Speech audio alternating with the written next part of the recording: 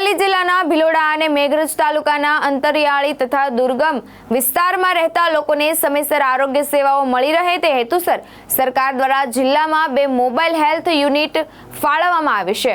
અરવલ્લી જિલ્લાના ભિલોડા અને મેઘરજ તાલુકાના અંતરિયાળી તથા દુર્ગમ વિસ્તારમાં રહેતા લોકોને સમયસર આરોગ્ય સેવાઓ મળી રહે તે હેતુસર સરકાર દ્વારા જિલ્લામાં 2 મોબાઈલ હેલ્થ યુનિટ ફાળવવામાં આવી છે।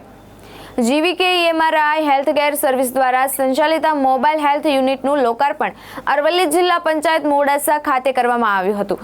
જિલ્લા પંચાયત પ્રમુખ અને જિલ્લા વિકાસ અધિકારીઓ લીલી ઝંડી બતાવી આ મોબાઈલ હેલ્થ યુનિટને પ્રસ્થાન કરાવ્યું હતું। આ પ્રસંગે મુખ્ય જિલ્લા આરોગ્ય અધિકારી, જિલ્લા પંચાયતના અધિકારીઓ, આરોગ્ય વિભાગના અધિકારીઓ તેમજ 108 સેવાના કર્મચારીઓ ઉપસ્થિત રહ્યા હતા।